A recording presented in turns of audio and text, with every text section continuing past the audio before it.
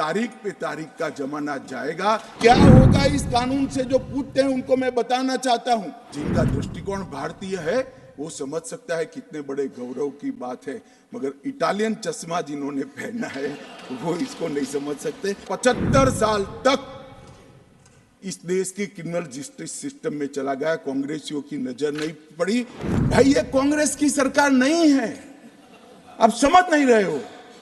ये भारतीय जनता पार्टी की नरेंद्र मोदी सरकार है। मैं बचपन से ही मालूम नहीं क्या था, कुछ संस्कार होगा, कांग्रेस का विरोधी रहा।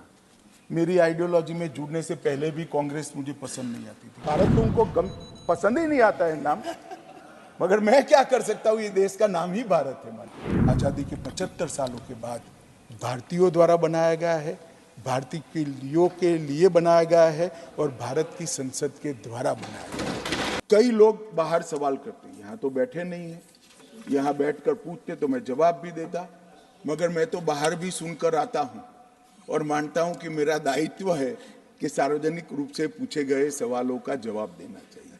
वो कहते हैं कि नए कानून की जरूरत क्या है,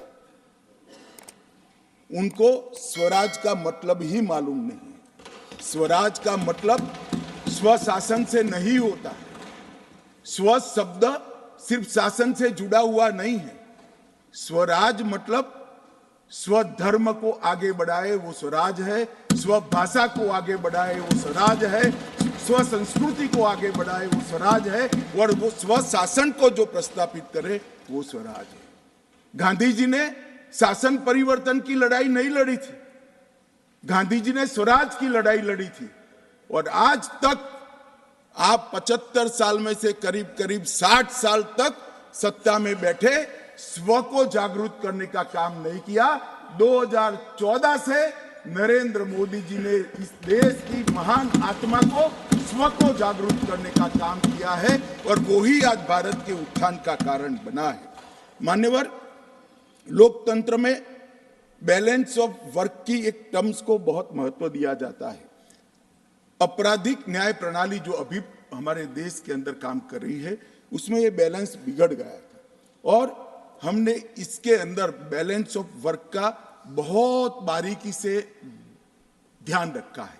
अगर मैनेजमेंट के विद्यार्थी इसको बारीकी से देखेंगे, मैनेजमेंट के विज्ञान के हिसाब से देखेंगे, तो उनको मालूम पड़ेगा कि बैलेंस ऑफ वर्क को कितना फाइन ट्यून कर कर ये कानून के अंदर हमने प्रस्तापित करने का प्रयास किया है। और मान्यवर, मैं आपको और आपके माध्यम से सदन को और सदन के माध्यम से पूरे देश की जनता को विश्वास दिलाना चाहता हूं, इस कानून का संपूर्ण इम्प्लीमेंटेशन होने के बाद तारीख पे तारीख का जमाना जाएगा। 3 साल में किसी भी विक्टिम को न्याय मिल जाए, ऐसी न्याय प्रणाली इस देश के अंदर प्रस्तापित होगी। मान्यवर, ये लोग जो पूछते हैं क्या होगा इस कानून से, मैं आज उनको बताना चाहता हूं। मान्यवर, आज इस कानून को इस सदन के आशीर्वाद प्राप्त होने के बाद हमारी आपराधिक न्याय प्रणाली, क्रिमिनल जस्टिस सिस्टम 19वीं सदी से निकलकर 2 सदियों का फासला काटकर 21वीं सदी में सीधी प्रवेश करेगी। मान्यवर, क्या होगा इस कानून से? मूल भारतीय परंपरा की न्याय की अवधारणा को समग्र विश्व को हम परिचय करा पाएंगे और इसके सुफल इस देश की जनता चख पाएगी। क्या होगा इससे जो पूछते हैं, मैं उनको कहना चाहता हूं, विश्व की सबसे आधुनिक और वैज्ञानिक न्याय प्रणाली का भारत की 140 करोड़ की जनता के लिए उपस्थित होगी।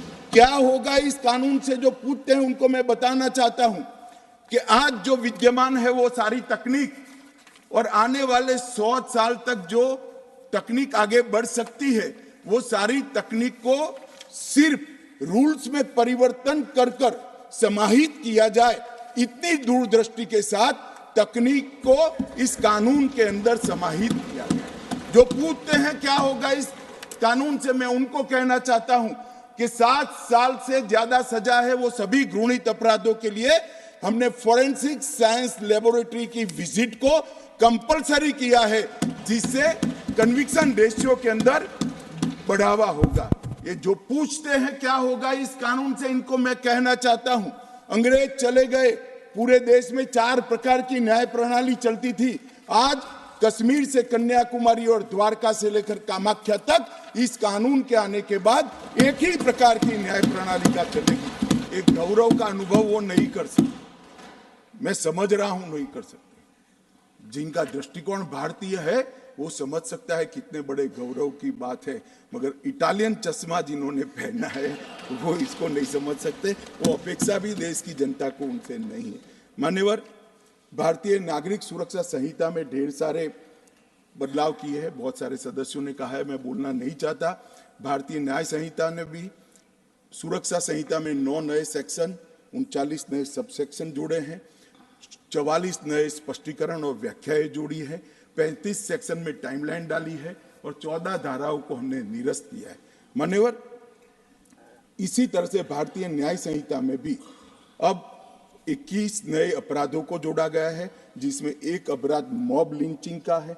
हम पर आरोप करते थे कि आप मॉब लिंचिंग को प्रोटेक्ट करते हो, आपने तो कभी कानून बनाया नहीं, मगर हमने कानून बना दिया। मानव वध से बड़ा कोई गुनाह नहीं हो सकता और इसको कठोरता के साथ मान्यवर 21 नए अपराधों को जोड़ा गया है, 41 अपराधों में सजा के बढ़ाया गया है, 82 अपराधों में जुर्माना बढ़ाया गया है, 25 अपराधों में न्यूनतम सजा की शुरुआत की है, 6 अपराधों में सामूहिक सेवा को दंड के रूप में स्वीकार किया गया है और 19 धाराओं को निरस्त कर दिया गया।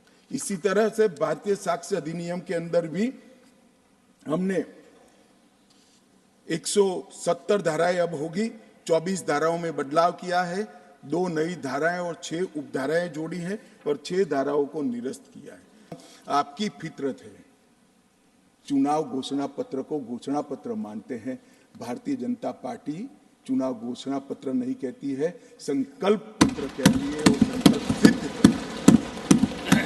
आपका इतिहास है बोलकर भूल जाना, हमारा इतिहास है जो मोदी जी कहते हैं वो करते हैं। मान्यवर, मैं आज कहता हूं कि हमने कहा था कि टेररिज्म के प्रति जीरो टॉलरेंस की नीति को लाएंगे और आज 3 हॉटस्पॉट कश्मीर, वामपंथी उग्रवाद और नॉर्थ ईस्ट के अंदर हिंसक घटनाओं में 63% की कमी हुई है, 73% मृत्यु में कमी हुई। और आज आतंकवाद को डेफिनेशन को इसके अंदर जोड़कर इस गति को हम और बढ़ाएंगे, क्योंकि हमने संकल्प लिया था कि इस देश को टेररिज्म के दंश से मुक्त कराना है, इसलिए हमें लेकर आए हैं।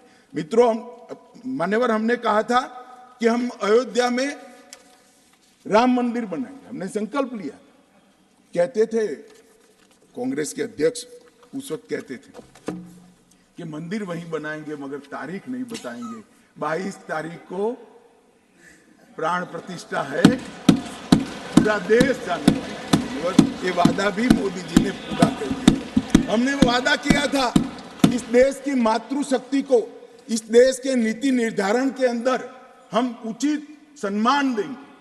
33% आरक्षण विधानमंडलों में और लोकसभा में देकर आजादी के 75 साल बाद इस देश की मातृशक्ति का सम्मान करने का काम नरेंद्र मोदी जी ने कहा था। और हमने कहा था मान्यवर, न्याय मिलने की गति बढ़ाएंगे, कानूनों को सरल बनाएंगे, कानूनों को भारतीय बनाएंगे और न्यायिक एवं न्यायालय प्रबंध व्यवस्था को सुदृढ़ बनाएंगे। ये मैं जो पढ़ रहा हूं हमारे संकल्प पत्र का हिस्सा है। उस वक्त मैं ही पार्टी का अध्यक्ष था मान्यवर, और आज हम इसको पूरा करने का काम इस महान सदन के आशीर्वाद मान्यवर। इसमें व्यास, अत्रि, बृहस्पति, कात्यायन, चाणक्य, वत्सायन, देवनाथ ठाकुर, जयंत भट्ट, रघुनाथ शिरोमणि, अनेक लोगों ने न्याय के दर्शन को जो लिया है उसको कंसेप्चुअलाइज कर आज के जमाने के अनुरूप उसको बनाकर इस कानूनों में स्थान दिया गया है। और ढेर सारी ऋचाओं को, इसकी आत्मा को पकड़कर इस कानून के अंदर हमने समाहित किया है। मान्यवर, कोई बारीकी से देखेगा तो उसको मालूम पड़ेगा कि ये किस प्रकार से बदला है और आज के जमाने के अनुरूप कैसे हो सकता है। जो 8000 साल पहले नारद ने बात कही, मैं आज बताता हूं मान्यवर, जब मैं इसका अभ्यास कर रहा था तब मैं गर्व के साथ कहता हूं कि हमारे पुरखों ने जो सोचा है वो कभी कालबाह्य नहीं हो सकता है, वो चिरंजीवी है, चिरंजीवी। और आज भी उसको हम इतनी ही सरलता से ये कानूनों के अंदर स्थान दे पाए हैं।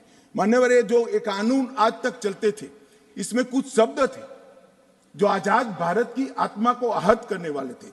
यूनाइटेड किंगडम की संसद, प्रांतीय अधिवेशन, क्राउन के प्रतिनिधि, London gazette, jury, United Kingdom of Great Britain and Ireland, her majesty सरकार, लंदन गजेट की द्वारा निहित की गई प्रक्रियाएं, ब्रिटिश क्राउन का अपमान, इंग्लैंड के न्यायालय की परंपरा और हर मैजेस्टी रोमिनियन और बैरिस्टर शब्द का भी उल्लेख था। मान्यवर, ये सारा 75 साल तक इस देश की क्रिमिनल जस्टिस सिस्टम में चला गया। कांग्रेसियों की नजर नहीं पड़ी। मोदी जी को इस देश की जनता ने 14 में देश का प्रधानमंत्री बनने का मौका दिया और 19 से 24 पूरी चर्चा होकर मैं आज कह सकता हूं ये तीनों कानून, उनकी आत्मा भी भारतीय है, उनका शरीर भी भारतीय है और उसकी सोच भी भारतीय है। जो लोग कहते हैं कब आएगा भाई, ये कांग्रेस की सरकार नहीं है, आप समझ नहीं रहे हो। ये भारतीय जनता पार्टी की नरेंद्र मोदी सरकार है जो साइमल्टेनियस काम करती है, प्लानिंग के साथ काम करती है, नतीजे लाती है। मान्यवर, ये पूछते हैं, इनको मैं कहना चाहता हूं। मान्यवर, जैसा मैंने बताया, डायरेक्टर ऑफ प्रोसिक्यूशन इसके पूरी अवधारणा को डिटेल कानूनी जामा पहनाने का काम किया है। पुलिस की अकाउंटेबिलिटी को भी हमने फिक्स किया है। ढेर सारे हैबियस, मान्यवर आप तो अधिवक्ता रहे हैं, ढेर सारे हैबियस की अर्जियां आती है हाईकोर्ट के सामने, हमें मालूम नहीं है, पुलिस उठाकर ले गई है, हमारे व्यक्ति को वापस लाई है, गुम हो गया है। अब हर थाने में एक ई रजिस्टर और कागजी रजिस्टर रखना पड़ेगा। कितने लोग हिरासत में है वो प्रदर्शित करना पड़ेगा, जिससे किसी को हेबियस की अर्जी करनी ही न पड़े। हमने पुलिस की रिस्पॉन्सिबिलिटी। मान्यवर, 3 वर्ष से कम कारावास के मामले में हमने 60 साल के ऊपर के व्यक्ति को और महिलाओं को अरेस्ट करने के नियम भी बहुत पुख्ता करे हैं, जिससे इनके साथ इनकी उम्र का और महिलाओं का सम्मान का विचार किया जाए और इसके आधार ही इनकी पूछताछ की जाए। मान्यवर, विक्टिम को आज तक एफआईआर की निःशुल्क कॉपी की व्यवस्था नहीं थी, हमने कर दी है। विक्टिम को 90 दिन में जांच की प्रगति के बारे में कहा जाएगा। पीड़ितों को पुलिस की रिपोर्ट, एफआईआर और गवाह के बयान ऑनलाइन कंपलसरी भेजने का प्रोविजन किया है और जांच और मुकदमे के विविध चरणों को भी ऑनलाइन पीड़ित को बताना। और एक कानून, मान्यवर, विक्टिम सेंट्रिक कानून बना है। पहले के कानून में जो अपराध करता है उसको दंड देने का उद्देश्य था। इस कानून का उद्देश्य जो विक्टिम है उसको न्याय देने का, उसके आत्मसम्मान को, उसकी गरिमा को पुनः प्रस्तापित करने का। ये बहुत मूलभूत अंतर इस कानून के हैं। इसके अंदर उसको पार्टिसिपेशन का अधिकार रखा है। मान्यवर, पहले आप जानते हो पब्लिक प्रोसिक्यूटर ही आर्ग्यू कर सकता था, अब विक्टिम का वकील भी आर्ग्यू कर पाएगा।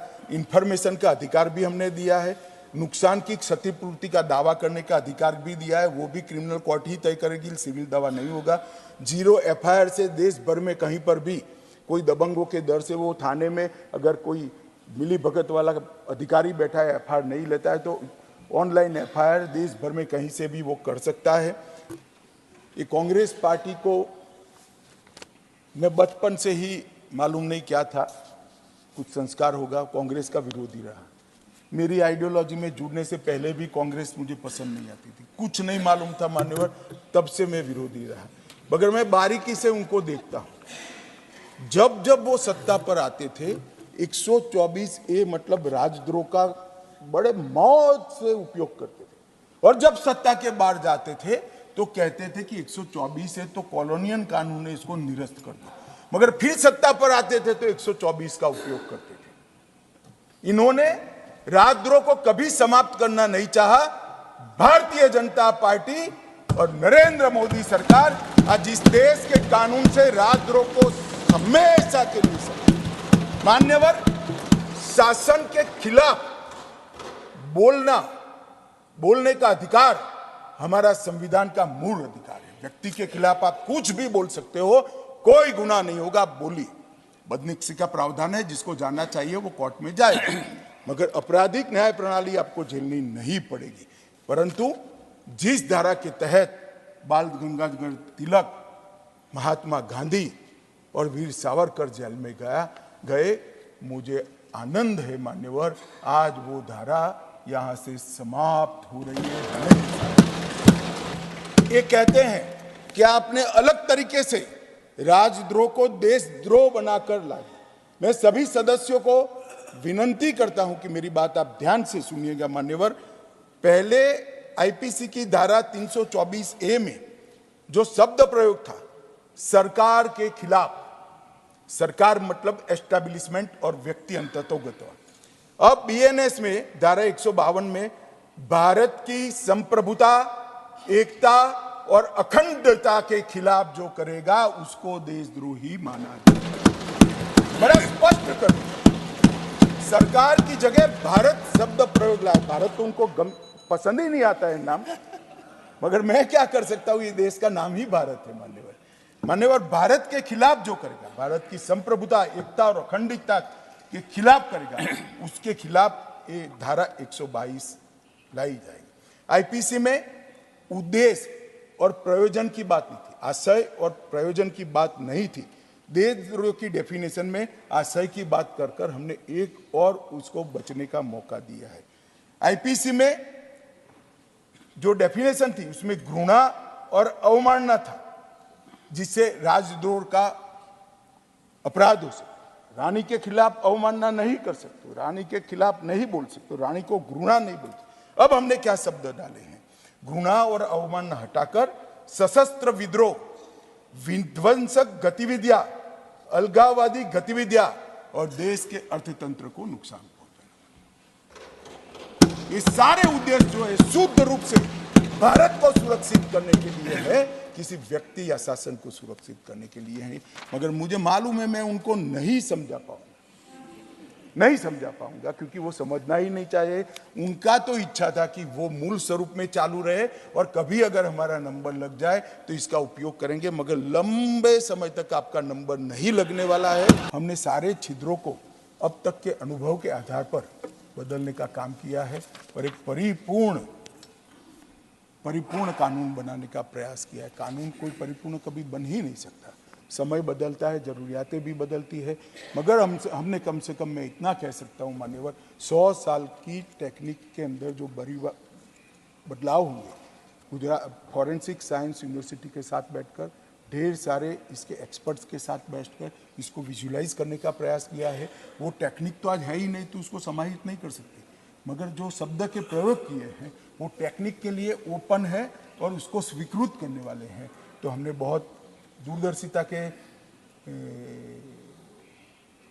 साथ काम किया है और ये सारी चीज़ों में इसके इलेक्ट्रॉनिक सर्टिफिकेशन और इसकी गुप्तता पर भी बहुत बड़ा ध्यान देकर एक लीक प्रूफ सिस्टम बनाने का प्रयास किया है मान्यवर।